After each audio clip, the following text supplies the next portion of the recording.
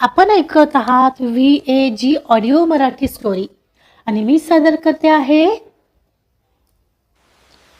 साद तुला एक नवी कोरी ऑडिओ स्टोरी. वाचकांच्या पसंतीस उतरलेली शरयू आणि मल्हारची कथा. चला सुरुवात करते. साद तुला भाग 22. रोम शहराच्या मध्यवर्ती भागापासून जवळपास पाऊण तास लांब असलेल्या या स्केटिंग रिंकवर पोहोचताना शरयूची चांगलीच दमछाक होत होती. बसने दोनदा मार्ग बदलून आणि त्यानंतर थोडी पायपीट करून ती इथे आजही पोहोचली होती. ही रिंग तशी मोठी होती, पण जुन्या रिंगसारखी पॉश आणि सोयीस्कर नक्कीच नव्हती. पण शरयूसाठी आता सोय महत्वाची नव्हती, तर सुरक्षितता महत्वाची होती. इथे मल्हार येण्याची सुतराम शक्यता नव्हती, हेच तिला समाधान देणारं होतं. ती स्केट्सची लेस बांधत असतानाच अनिश तिथं आला. बाप रे, काय ट्रॅफिक आहे या रूटला, आणि किती लांब आहे ही जागा. अनिशने जॅकेट काढत कपाळावरचा घाम पुसला. शरयूने त्याच्याकडे पाहिलं. तिच्या मनात अपराधीपणाची भावना दाटून आली. तिच्यामुळे त्याला हा त्रास सहन करावा लागत होता.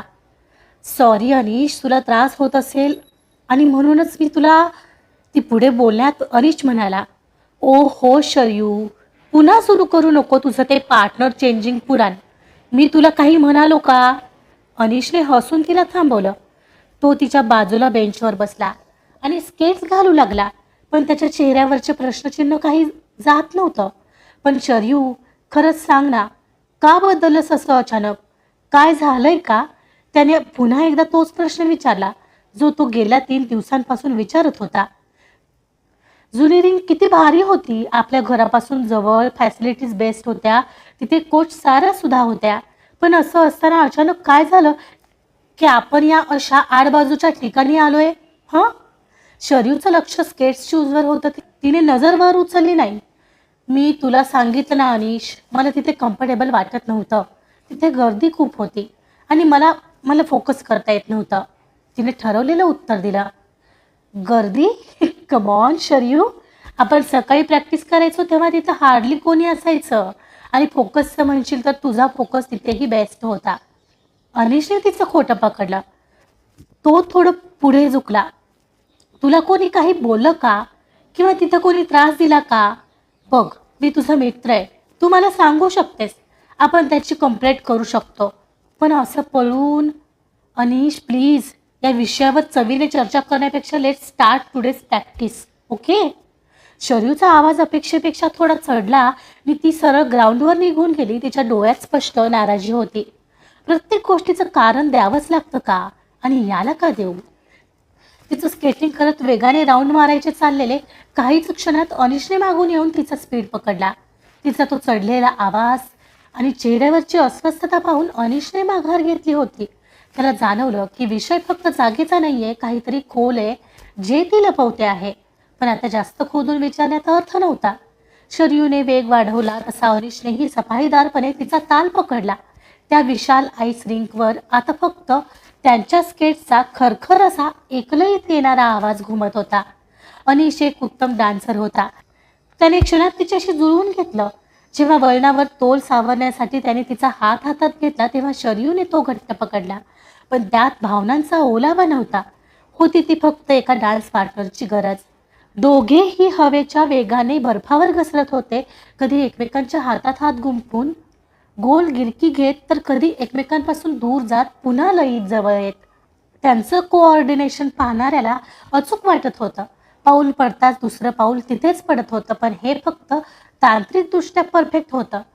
डान्समध्ये जी नजरभेट असावी लागते तिथे शरयू कमी पडत होती. अनिश जेव्हा जेव्हा तिच्या डोळ्यात पाहण्याचा प्रयत्न करत होता तेव्हा शरयू नजर चुकून शून्यात किंवा बर्फाकडे पाहत होती. तिचं शरीर तिथे अनिशसोबत थिरकत होतं, पण मन मात्र त्या गतीमध्ये स्वतःला विसरून जाण्याचा प्रयत्न करत होतं.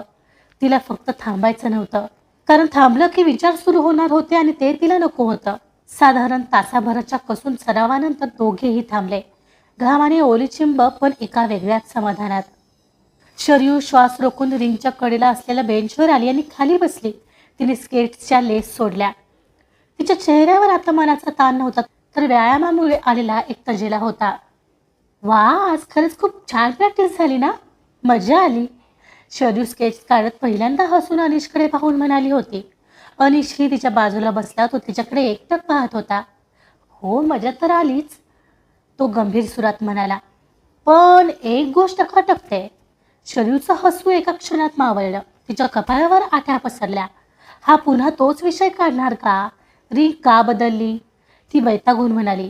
आता काय पुन्हा तेच सुरू करतोयस का तू? अगं चिडते का आहेस? अनिशने शांतपणे विचारलं. मी त्या रिंकबद्दल किंवा जागेबद्दल नाही बोलत आहे. मग मी बस इतकंच म्हणतोय. अनिशने तिचे डोळे टिपण्याचा प्रयत्न केला की आपण गेले 2-3 दिवस एकत्र प्रॅक्टिस करतोय. आपण डान्स पार्टनर आहोत. पण तू अजूनही खुलून बोलत नाहीयेस माझ्याशी. आय मीन फ्रेंडसारखंही नाही. शर्यूने नजर फिरवली आणि ती आपल्या बॅगेत पाण्याची बाटली शोधू लागली. मी बोलते तर. नाही शर्यू, अनिशने तिला मध्येच थांबवलं. तू फक्त कामापुरतं बोलते आहेस. आपण डान्स करताना जेव्हा मी तुझा हात पकडतो तेव्हाही मला जाणवतं तू एक प्रकारचं डिस्टन्स ठेवते आहेस. एक अदृश्य भिंत उभी केली आहेस तू आपल्यामध्ये. का? मी तुला फ्रेंड मानतो, पण तू मला साधं एक सहकारी म्हणूनही जवळ येऊ देत नाहीस. असं का? शर्यूचा हात बॅगेतच थांबला. अनिशचं निरीक्षण अचूक होतं. तिने मुद्दामच स्वतःभोवती एक कुंपण घातलं होतं जेणेकरून पुन्हा त्यात कोणी गुंतायला नको. तिने बॅगची चेन लावली आणि उठून उभी राहिली. अनिश, आपण इथं डान्स प्रॅक्टिससाठी भेटतो आणि डान्समध्ये आपलं कोऑर्डिनेशन चांगलं आहे हे महत्त्वाचं. बाकी मैत्री वगैरे मला वाटतं सध्या आपण फक्त डान्सवर फोकस केलेलं बरं. तिचं उत्तर वृक्ष होतं. तिने स्पष्ट शब्दात त्याला जाणीव करून दिली होती की मैत्रीची अपेक्षा ठेवू नकोस. चल, उशीर होतोय मला, निघते मी, बाय, सी यू टुमारो. त्याला म्हणत उत्तराची वाट न पाहता ती तिथून निघून गेली. अनिश तिथेच बसून राहिला, तिच्या पाठमोऱ्या आकृतीकडे पाहत. काय दडपून ठेवलंय हिने मनात इतकी का घाबरते आहे मैत्रीला? I am dam curious. पण ती व्यक्तच तर होत नाहीये. तो स्वतःशीच पुटपुटला. पुढचा संपूर्ण आठवडा असाच गेला. शर्यू आणि अनिश रोज या नवीन लांबच्या रिंकवर सराव करत होते. शर्यूला रोज प्रवासाचा थकवा जाणवत होता, पण मनाला एक शांतता होती की ती मल्हारच्या नजरेपासून दूर आहे. पण ती खरंच दूर होती का? तिकडे रोमच्या दुसऱ्या टोकाला मल्हारचं एक वेगळंच विश्व सुरू होतं. त्याच्या हॉटेलच्या रूममधील टेबलवर रोमचा मोठा नकाशा पसरलेला होता. बाजूलाच लॅपटॉप सुरू होता, ज्यावर त्याने list of ice skating rinks in Rome अशी यादी उघडली होती. त्या यादीतील एक नावाने पत्ता पाहून तो समोरच्या नकाशावर लाल पेनने खुणा करत चालला होता, जिथे जिथे तो आत्तापर्यंत जाऊन आला होता. असा मल्हारचा हा संपूर्ण आठवडा वेड्यासारखा धावण्यात गेला होता. सकाळी कोर्स, दुपारी थोडं काम आणि त्यानंतर जी मिळेल ती गाडी पकडून नकाशावर मार्क केलेल्या त्या एका नवीन आईस रिंकवर पोहोचणं हेच त्याचं काम होतं काही दिवसांपासून. पहिल्या दिवशी तो मेंटाना आईस रिंकला गेला. तिथे तासनतास बाहेर उभा राहून येणाऱ्या जाणाऱ्यांवर लक्ष ठेवलं, पण शर्यू दिसली नाही. दुसऱ्या दिवशी आईस पार्क, तिथेही निराशा. तिसऱ्या दिवशी प्लाझो डेल गियाचो, तिथे तर सिक्युरिटीने त्याला संशयाने बघून हटकलं सुद्धा. आणि त्याचं तिला भेटणं आणखीनच अवघड होऊ लागलेलं. रोम शहर अभाढव्य होतं आणि इथे गल्लीबोळात छोटे मोठे स्केटिंग क्लब्स होते. गवताच्या गंजीतून सुई शोधावी तशी त्याची अवस्था झाली होती. रणजितला सांगून त्याने इथल्या एका खासगी डिटेक्टिव्ह एजन्सीशी संपर्क साधला होता, जेणेकरून शर्यूच्या आत्याचा सध्याचा पत्ता मिळेल. पण परदेशातील कडक प्रायव्हसी कायद्यांमुळे ते कामही अडकलं होतं. Sorry sir, without proper reason आम्ही कोणाचाही ॲड्रेस ट्रेस करू शकत नाही, एजन्सीने हात वर केले होते. मल्हारने हे आठवून रागाने टेबलवर मूठ आपटली. काय करावं? ती नक्कीच कुठल्या तरी रिंकवर प्रॅक्टिस करत असणार. तिचं स्वप्न येते. ती ते असं सहजासहजी सोडणार नाही. पण कुठे? तो खुर्चीवर मागे रेलला. खिडकीतून बाहेर दिसणाऱ्या रोमच्या दिव्यांकडे पाहत तो स्वतःशीच बोलला. तू कितीही लांब जा शर्यू, हा मल्हार इतक्या सहजासहजी हार मानणाऱ्यातला नाहीये. माझा बिझनेस असो किंवा प्रेम, एकदा ठरवलं की मी ते मिळवतोच. आठवडा झालाय, होऊ दे, पण आपली भेट होणार हे नक्की. आज रविवार होता. गेल्या आठवडाभराच्या धावपळीतून शर्यूला आज सुट्टी हवी होती. आत्या, पियुष आणि शर्यू तिघेही सकाळपासून निवांत होते. शर्यू, आज काय प्लॅन आहे? सुट्टी आहे, घरीच बसून राहणारेस का? पियुषने विचारलं. तो वयाने शर्यूपेक्षा लहान होता, पण समजूतदार होता. काही नाही रे, खूप थकले मी. आठवडाभर त्या नवीन रिंकवर जाऊन पाय दुखतायत. शर्यू सोफ्यावर पाय लांब करत म्हणाली, अगं म्हणूनच थोडं बाहेर पडलीस तर फ्रेश वाटेल आणि मलाही थोडी शॉपिंग करायची आहे. चल ना, इथल्या युरोमा 2 मॉलमध्ये जाऊया. मस्त फिरू, काहीतरी खाऊ आणि येऊ. पियुषने आग्रह धरला. जा ग शरयू, आत्यानेही दुजोरा दिला. तो एकटा जाईल तर काहीतरी बिनकामाचं घेऊन येईल. तू सोबत असली की मला बरं वाटतं आणि तूही घरात बसून बसून त्याच विचारात राहशील, त्यापेक्षा बाहेर जाऊन ये. शरयूने क्षणभर विचार केला. खरंच घरात बसून तिला पुन्हा मल्हारचेच विचार येत होते. थोडा बदल गरजेचा होता. ठीक आहे, पण लवकर येऊ हा परत, म्हणत ती तयार व्हायला गेली. जर तिला माहिती असतं की ती ज्या विचारांपासून पळण्यासाठी बाहेर पडते तो चेहरा आज मी ती तिच्या समोर आणून उभा करणार आहे, तर तिने कदाचित घराचा उंबरठाही ओलांडला नसता. रविवारची दुपार युरोमा 2 मॉल गजबजलेला होता.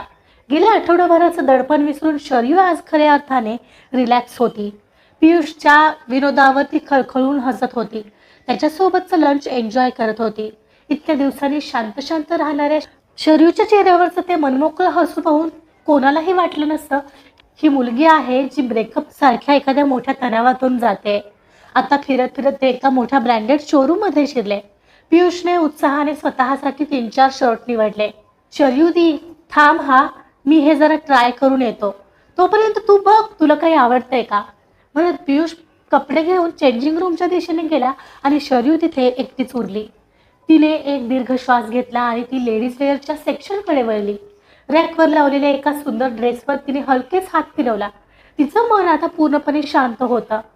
कपड्यांचा तो मऊ फील घेत ती आपल्याच तंद्रीत उभी होती. ती त्या कपड्यांमध्ये मग्न असतानाच अचानक मागून कोणाचा तरी हात आला. त्याने कपड्यांवरून फिरणारा तिचा हात नको तितक्या अधिकाराने पकडला आणि तिला स्वतःकडे वळवलं. शरयूच्या काळजाचा ठोकाच चुकला. तिने गडबडून समोर पाहिलं तर समोर मल्हार. ती काही समजण्याच्या आतच तिच्या कानावर त्याचे शब्द आदळले. Sharayu, I am sorry, please listen to me. तोच करारी आवाज ज्यावर कधी ती वेडी होती आणि ते डोळे ज्यांवर तिला कधीतरी जीव ओवाळून टाकावासा वाटायचा, त्याच केविलवाण्या डोळ्यांनी पाहत उभा असलेला तो. त्याला समोर पाहून तिचे डोळे विस्फारले गेले. ती स्तब्धपणे शॉक होऊन पाहत राहिली होती. बस, आजचा भाग इथेच संपलेला आहे. अरे बापरे, आजच्या भागात तर शरयूच्या समोर अखेर मल्हार तर आलेला आहे. बघूया मल्हार तिला माफी मागतो तर त्यावर तिचं उत्तर काय असेल. तुम्हाला काय वाटतं, तिने लगेच त्याला माफ करायला हवं का? प्लीज आपल्या कॉमेंट्समधून नक्की कळवा. जाणून घेण्यासाठी ऐकत रहा साध तुला. कथा आवडत असेल तर प्लीज लाईक करा, सबस्क्राईब करा आणि शेअर सुद्धा करा. Thank you so much.